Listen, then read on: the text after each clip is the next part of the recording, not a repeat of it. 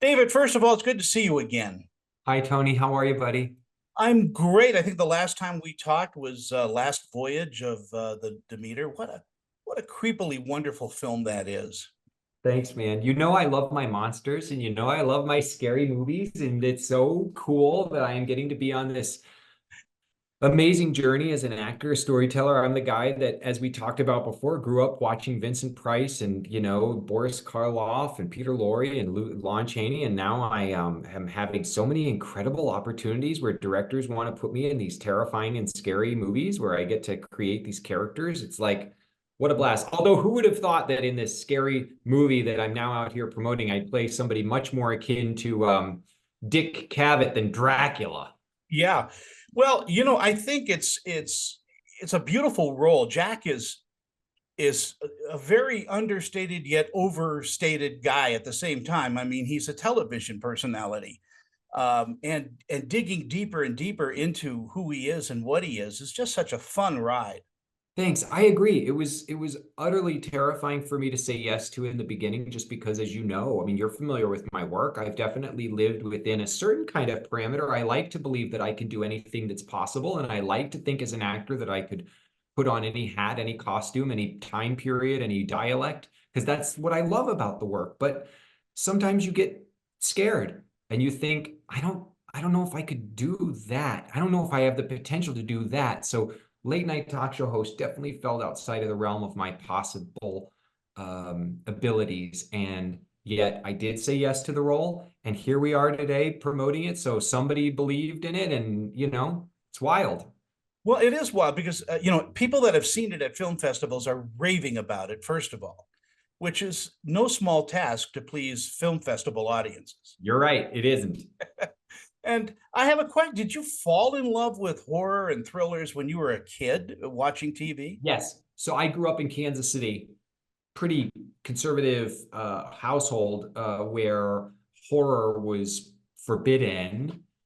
And anything that was forbidden to me as a kid meant I needed to go and see what it was all about. So it's like the kid at the carnival that sneaks behind the tent to peek in and see what he's not supposed to see. I went downstairs late at night on Fridays to watch KSKB TV 41's Crematia Mortem's Friday Nightmare Theater, where Crematia, who to me was the most beautiful woman I'd ever seen with her pale green skin and her very, I don't know the right word to use, but I thought her outfits were very titillating as a young man. I thought she was very attractive, and she was so funny and had this great personality, and she would introduce me every week to It Came from Another World, or Plan 9 from outer space, or Curse of the Werewolf. And that's where it all started for me. I deeply fell in love with these tortured, crazy, wonderful characters and these crazy, tortured, wonderful plot lines and the artistry of cinema. That's how I got bit by the bug.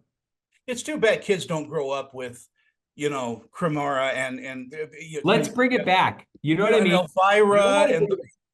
I think I and I've created my own persona. You can look him up if you want, Dr. Fearless. I've been putting videos up on YouTube for a couple of years now. And I think there is a way through like the advent of TikTok and Instagram. I want to bring back, I mean, there are some, and by the way, don't get me wrong. Sven Gulli is still killing it. Joe Bob Briggs still has a great show. There are a number of like Marlena Midnight and the smaller but rising horror hosts are still doing it. But I want to I want to bring it back, man. I want to bring it back, Tony. we should. I'll help. I'll come to Utah. I'll come and do live appearances. You got to go to like, on Halloween, you have to do appearances at record stores and malls and dress in the whole costume and do photo ops. I think that sounds so fun. Do like Halloween parades, haunted houses. Oh, Well, let's get some old movies and run them at 2 in the morning, and that would be just a hoot to do.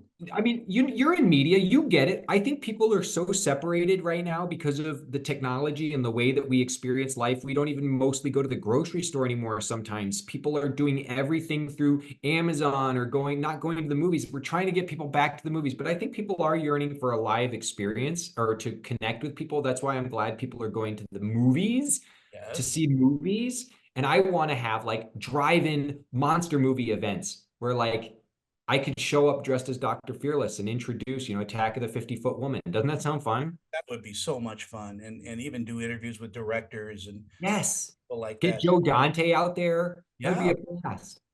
yeah. I think Corman did. Corman, he's, Totally. yeah. Yeah. Anyway, getting back to Late Night with the Devil. I mean, I was blown away when I saw this because it just hit every note that I love in a horror movie. I mean, you're not expecting, but you are expecting something, and it just unfolds so well. And Yeah. that's due to the writing. The writing on this is so crisp. It's new, but it's old. They're so great. Colin and Cameron are two brothers who live in Melbourne, Australia. They wrote this film together.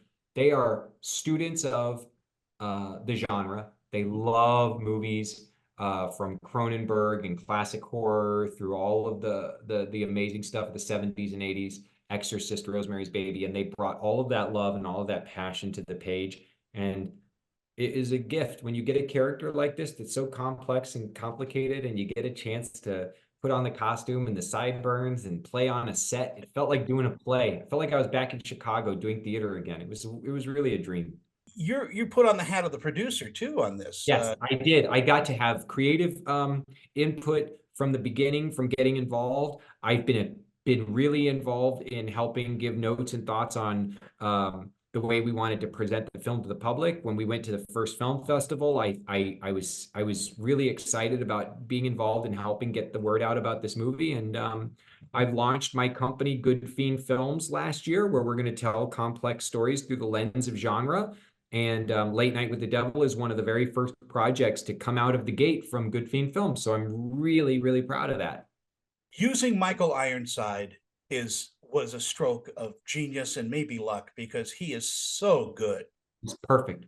His You know, voice is perfect. He just kills it. He's the Ken Burns of the horror prelude overlap movie stuff. It's a dream.